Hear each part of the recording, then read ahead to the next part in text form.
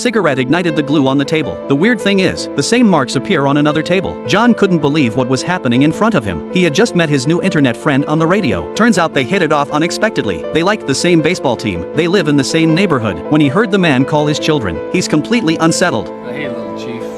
That's what his father called him back in the day. John rushed to ask the other man's name. He had the same name as his father, and his current address. They even used the same radio station. Had he contacted his father 30 years ago? Then the sky outside the window caught John's eye. The aurora borealis filled the sky. Thinking about the recent news of the solar particle outburst, that affected global communications, John immediately began to recognize his father, and he got a scolding in return. John rushed to say, "But you're dead." The man was confused. "How did I die?" John tells him the date of his father's death. The man saw that it was tomorrow. Before he could retort, John hurriedly told him, "The abandoned warehouse. If you had gone the other way, you wouldn't have died." Before John could finish, the communication was cut off. The next day he and his co-workers watched the game. The team won the game. All the co-workers were cheering. Only the man was shocked, because John had told him about the game last night. All the information about the game was exactly the same. Was it true what he said? Then the fire alarm went off. The fire was in an abandoned warehouse. Even the name of the warehouse is the same. The man didn't hesitate to rush in to save the others. He soon found survivors, but the way out is blocked. There are two paths in front of him. One is filled with fire. The other is filled with smoke. The man rushes towards the seemingly safe path. John's words suddenly rang in his ears, so he rushed straight into the fire. On the other side, John was remembering his dead father with his best friend. The next second, numerous images suddenly flooded into his mind. Memories of his father not being sacrificed. There was a slide at the end of the road at the last minute. His father was lucky to have survived. John rushed to confirm with his friend how his father had died. The friends froze. Didn't he die of cancer from smoking 10 years ago? John had really saved his father. It was an amazing feeling. He came home and saw another line on his desk. John rushed to turn on the radio. His father was waiting for him. The man finally believed that John was his son, that God had sent him to save him. John also had tears in his eyes.